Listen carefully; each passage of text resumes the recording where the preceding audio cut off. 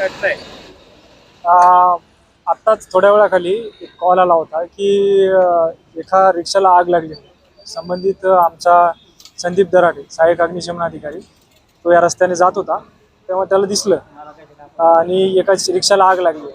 त्यांनी लगेच मग कंट्रोलला कॉल करून सांगितलं की बाबा अशी बस स्टँडच्या ब्रिजवर एक अज्ञात रिक्षा आहे, बहुतेक CNG असेल आणि त्याला मोठी प्रमाणात आग लागलेली आहे अशी घटना कळाली.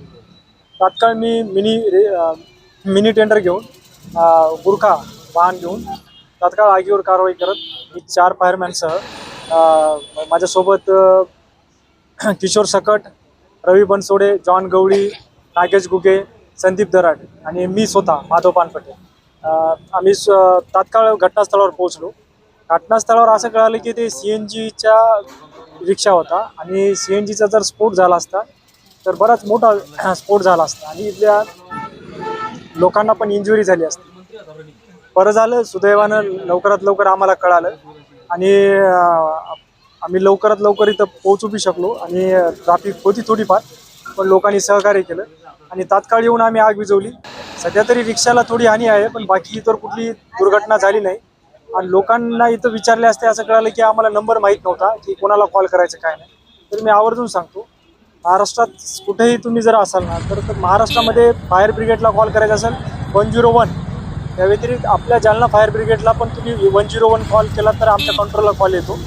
त्यापैकी पोलीसला पण कॉल केला 100वर तरी आम्हाला कॉल येतो, ते देतात आम्हाला कॉर्डिनेट करून. आणि जर तुम्हाला जर पर्सनली आम्हाला कॉल करायचा तर 02482 आपला कोड नंबर, 230 101 आपला लँडलाईन नंबर आहे.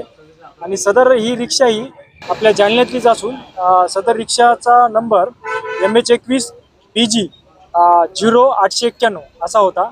बहुतेक CNGचा तो असल्यामुळे जास्त मोठ्या प्रमाणात आग लागली होती. तरी आम्ही जवळपास 10 ते 15 मिनिटांमध्ये लगेच आग आटोक्यात आणली. दुर्दैवानं कुठली मोठी दुर्घटना झाली नाही, लोकांनी सहकार्य केलं. जय हिंद. तर यामध्ये काय लिक्विड वगैरे टाकून हा AMMM aqua forming flame form असतो, त्याच्यामध्ये थोडं मिश्रण असते, त्यामुळे अशा प्रकारची आगी आहे ना म्हणजे लवकरच कंट्रोल होतात. म्हणजे जे एअर फॉर्ममध्ये असतील किंवा लिक्विड फॉर्ममध्ये असतील ती आग लवकर कंट्रोल होते. त्याच प्रकारची ती ॲडव्हान्स व्हेहिकल आहे, ती कमी पाण्यामध्ये जास्त आगीवर काम करते.